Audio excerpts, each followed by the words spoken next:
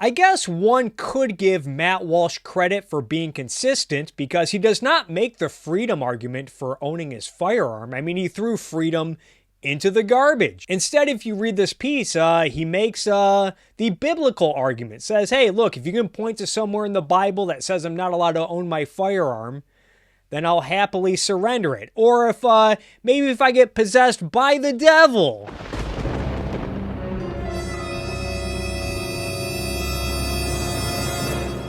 Or if Jesus Christ returns in his glory, then he will lay down his arms. See, this guy is a genuine believer who's also going around arguing that conservatives should absolutely legislate morality. Yet I still have people trying to tell me that Matt Walsh is just joking around when he embraces the theocratic fascist label.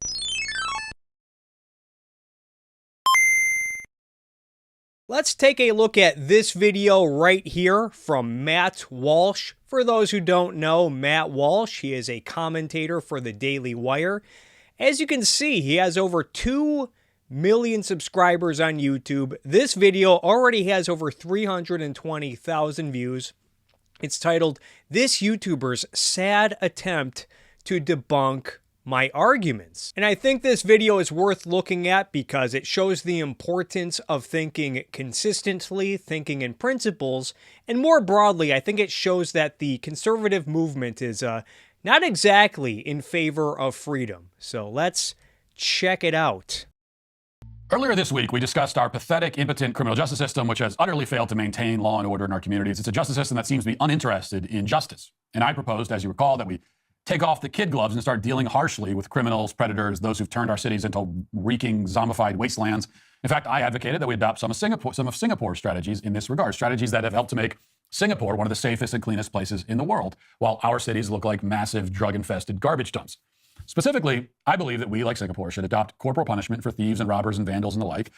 So let's talk about Matt's Singapore take for a second. The fact that Matt selects an airport of all places to make this point, I think is pretty silly. As if to say that America's airports are not as fancy as this one in Singapore because why? Because drug addicts and vandals and other criminals are ruining the insides of airports. You know, airports, those places where you have to stand in a long-ass security line that's administered by the federal government, where you usually have to deal with multiple federal agents and a large X-ray machine before you're allowed to enter. Yeah, those places are getting ruined by criminals. Not to mention, there are plenty of nice, fancy buildings like this in places like Las Vegas and Silicon Valley. You know, 2 places that are not exactly known for their harsh crackdown on drugs and petty vandals. Meanwhile, there are plenty of countries with harsh corporal punishment that lack such nice things like this airport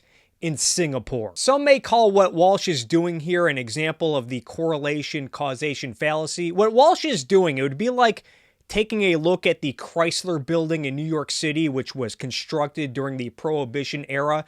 Imagine saying that, oh, you know why we have nice buildings like the Chrysler Building? It's because America really cracks down on rum running and bootlegging. That's just not smart. And, we used to use corporal punishment on kids in school. Now we've decided that it's too mean to even use on multiply convicted felons, and I find that attitude absurd and weak. The criminals also find our justice system absurd and weak, which is why they have no respect for it, and they have no fear of breaking its laws.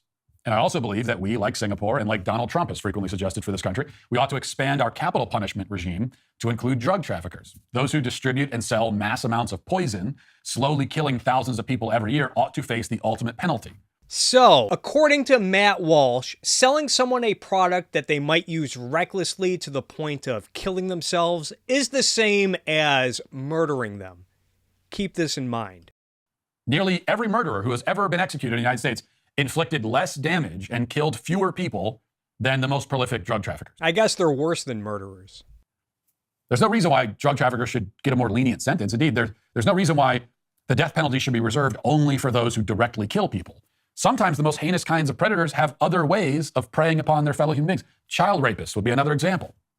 With our ridiculous laws as they stand in most states, you can't execute a child rapist unless they're also guilty of murder, as if the crime of child rape itself doesn't warrant it.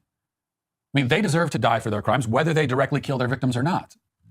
This is the case I made, and I explain my logic, I think, in extensive detail. Still, it has proven to be, not surprisingly, controversial. People on both sides of the political divide are deeply scandalized by my argument. Twitter has been basically unusable for me over the past few days. Well, it's always basically unusable, but especially over the past few days because my entire feed is just people screaming at me for wanting to punish criminals. Now, look, it's okay if you disagree with me. I will give you permission.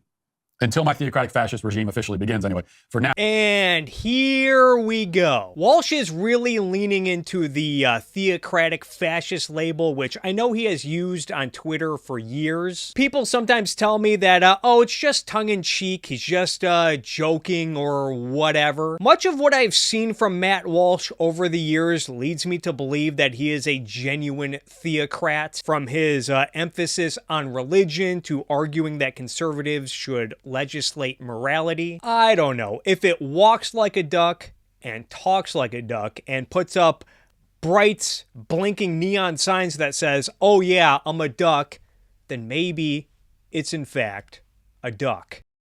For now, you do have permission to disagree with me. You're wrong, but that's okay. You can be wrong. My problem is not that people simply disagree with my proposal, but that they treat the mere notion of harsher penalties for criminals as somehow absurd on its face. They recoil at the suggestion that those who traffic substances that kill thousands every year should be given the same punishment that we already give to other kinds of murderers.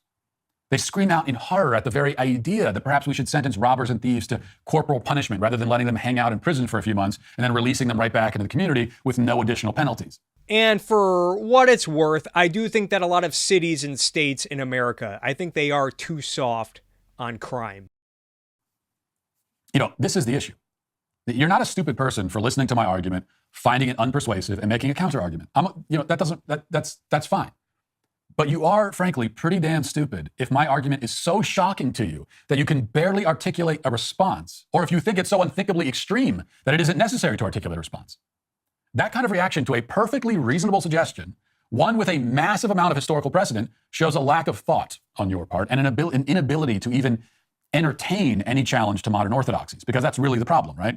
Is that what I'm saying flies in the face of our kind of generally accepted notions of how to deal with criminals. And for that reason alone, many people are upset by it. And they can't explain really why. It just doesn't comport with what they've always been told and sort of the general atmosphere that they live in. Speaking of people who can barely articulate a response, that brings us to YouTuber Kyle Kulinski, who's the owner of the Secular Talk. That's right, folks. We're going to be looking at Matt Walsh and Secular Talk today. Two of the worst people in political commentary. Channel on YouTube. And like most YouTubers on the left, every so often, Kyle likes to use my name to drive engagement. And oh, come on. Blow it out your ass. Like Matt Walsh and his cohorts at the Daily Wire have not been doing this same thing for years. And every so often I will respond because, well, I can't help but take the bait. So yesterday, Kyle put out a video titled Matt Walsh's Fascist Mask Slips on Twitter. And he's part of the mob, terribly upset about my comments, though he, like the rest of them, can't quite explain why. Now, most of Kyle's video consists of him calling me stupid and authoritarian while making incredulous facial expressions. Not really a counter-argument, not much to respond to, but I did want to address one part of it. And I do think it's interesting, maybe worthy of note, that Walsh is not really countering the assertion that he's an authoritarian or a fascist. Doesn't really say it's a smear, doesn't really argue against it. And it's this part, listen. Singapore is able to have nice things, in part because they execute drug dealers by hanging and arrest even petty vandals and thieves and beat them with a cane until they bleed. We don't have nice things because we aren't willing to do what is required to maintain them. And then he goes on to say, there are some accusing me of advocating similar laws in this country, and I just want to clarify that, yes, absolutely I want those laws in this country. Okay. Matt Walsh is an authoritarian. And it's hilarious because the Daily Wire, Matt Walsh, and others like to go after the left and say, oh, the left are authoritarians and they hate freedom, bro. They hate liberty, bro. You hate freedom. You hate liberty. Okay, so Kyle is correct to bring up a double standard amongst many conservatives. But if you watch enough Kyle Kulinski videos, I remember he has at times fantasized about Bernie Sanders being president and governing like a dictator. And those who are familiar with my channel, you guys know that I've made many videos responding to Kyle Kulinski's nonsense over the years. So yeah, it's not like Kyle himself is not an authoritarian. part of freedom is being able to put in your body whatever you want to put in your body as long as you're not hurting anybody else. Being able to sell said substances. In the same way, I don't think we should be hauling away the CEO of Budweiser in handcuffs. I don't think you should haul away the weed dealer. He's saying, execute drug dealers. All right, dog. You want to start? Go find the CEO of Pfizer and Moderna. Go find the guys who make Xanax. Yeah, way to grasp for straws, Kyle. You absolutely suck! Okay, sounds good to me. I mean, we'd have to give the big pharma executives a fair trial, of course, convict them in a court of law. But once that's been done, I absolutely would want them to face the same penalty that should be imposed on any other drug trafficker. See, Kyle, you're not going to trip me up by demanding that I take my arguments to their logical conclusions, because I will always do that. I'm not afraid of doing that. That's the advantage to being logically consistent. Okay, so when you say, well, if that's how you feel, then that would lead to this. Sure, sounds good to me. Let's do that too. It's an advantage of being logically consistent that you yourself do not enjoy. And this is what I'm talking about. Matt Walsh, he seems to be a guy that takes ideas and principles seriously. And while I lean towards Kyle's side of this debate, I think this is where one can say that Matt Walsh comes out looking better, at least more logically consistent. Matt Walsh is the more principled authoritarian when it comes to this topic. And I've talked about this before with Kyle. I remember years ago, he was on Joe Rogan's show, on one hand talking about how we need to end the war on drugs, and then like 10 minutes later, he was talking about, of course we need an FDA to tell Americans which drugs they're allowed to produce and trade and consume. Not sure Kyle is aware of this, but by being pro-FDA, by granting the government the authority to tell everyone which drugs they're allowed to produce and trade and consume, Kyle is giving drug warriors like Matt Walsh over here, he's giving drug warriors the moral high ground they need to stand against him. This is why principles matter. When two or more parties hold the same basic fundamental premise, the more consistent advocate of those premises will eventually win out. And I've seen Kyle advocate multiple times to end the war on drugs, which would mean that people would be allowed to sell stuff like meth and crack and heroin. Even his example of Budweiser. So what? It's okay for a corporation to get rich off of selling beer and alcohol, but Kyle seems willing to execute Pfizer executives or throw Pfizer executives in jail for selling Xanax. How the hell does that make sense, Kyle? Get your shit together. Because you have already made a number of statements that I'm quite sure you would not want to apply with total consistency. So you say that part of freedom is not only being able to put whatever you want into your body, but also being able to sell anything that someone else might want to put in their body. Now, here's the problem. This argument already assumes that freedom is itself the highest good, and therefore literally anything that falls under the banner of freedom is automatically good and should be permissible. Yeah, you guys getting this? And here I keep getting told that the religious conservatives are here to save American freedom from the left. What are you, on the left? But that's a case you need to make. Okay, you can't merely assume that. You haven't made it here or, as far as I know, anywhere else. See, I don't believe that freedom is the highest good. I don't think that the ideal society is one where people are simply able to do whatever they want all the time. And this is what I'm talking about. Are we sure that Matt Walsh is just goofing around when he calls himself a theocratic fascist? Either way, I guess I have to make the case for why freedom is good, because we know that secular talk is not going to do that. What's good is life. What's good is living, and living a happy life, being able to thrive, flourish, pursue happiness, achieve values. Matt Walsh keeps talking about freedom as a value. Yeah, I want to be free to achieve values. I want to live the best life I can possibly live, and I want you guys to live the best life you can possibly live. And in order to do that, we all need to be free. We need to live in a world that is free from coercion, free from physical force. We need to be free to make choices. We need to be free to take the actions necessary to pursue life and happiness and achieve values. We need to be free in order to do all of that fun stuff. So yes, in the realm of politics, freedom is the ideal. And sure, yeah, living in a free country means that people will be free to make stupid decisions, immoral decisions and reckless decisions. And I'm sure in a free society, people will make honest mistakes. Some people will choose to be unthinking buffoons. And you know what? Those people, they can deal with the consequences of turning off their mind. And if their reckless decisions start harming others, then yeah, by all means, get the government involved. Call the police. Until then, mind your fucking business, Matt. I don't really think that you think that either, actually. I'm quite sure that there are things that you would say people should not be free to do. I'm quite sure of that. And yet your whole argument rests on simply labeling drug trafficking. And yeah, Kyle does not exactly believe in freedom. We know that Kyle does not believe in stuff like people being free to trade with one another to make billions of dollars.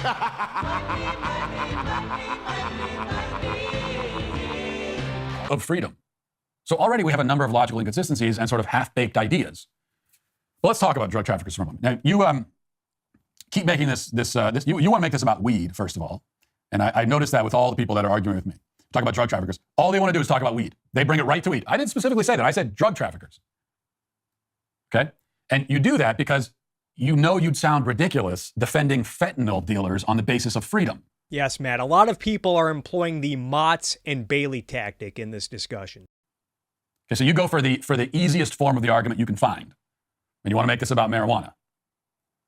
The problem with Matt's line of thinking here is that he says that he wants America to be more like Singapore, while also pretending that marijuana is not part of this discussion. Well, as it turns out, trafficking marijuana in Singapore does come with harsh punishment, including the death penalty.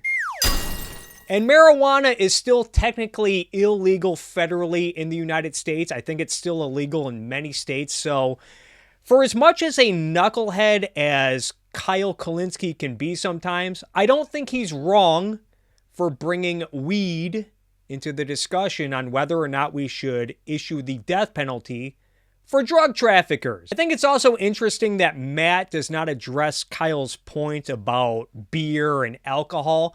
I think alcohol is another solid comparison in this discussion. Alcohol can be addictive. A lot of people abuse alcohol, and it kills thousands of Americans each year, at least according to the CDC. It looks like more Americans die each year of excessive alcohol consumption than they do fentanyl overdoses.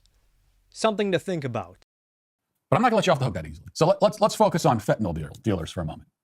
They traffic and profit off of poison, just straight up poison that destroys the lives of thousands of people and kills thousands more. And again, the same could be said about alcohol. I've heard a lot of people refer to alcohol as poison. And again, it does kill thousands of people each year. So do we really want to live in a world where if someone goes to the liquor store to buy a bunch of cheap vodka and then they go home and drink themselves to death? Do we want to live in a world where we send the liquor store owner to the electric chair? Should everyone be expected to give up their right to enjoy a beer or a nice cocktail because others might drink themselves into an early grave?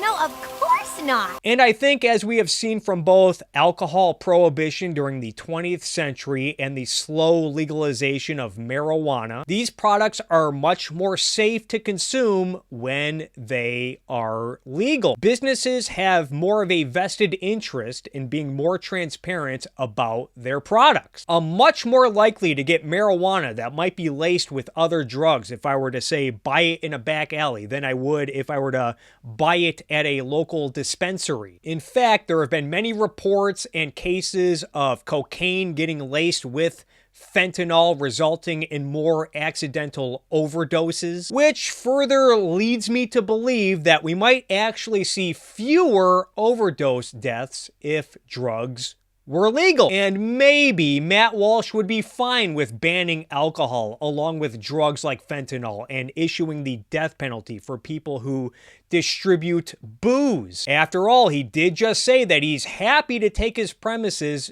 to their logical conclusion. So it would not surprise me if Matt Walsh went there with alcohol. So let's apply Matt Walsh's arguments, let's apply his standards to something that I know Matt Walsh seems to be a fan of, which is firearms. And if you're about to show up in the comment section bringing up the Second Amendment and the Constitution, first of all, if you're gonna go around waving the Constitution in people's faces, then you can start by going to Matt Walsh to remind him of the Eighth Amendment, which protects people from cruel and unusual punishment.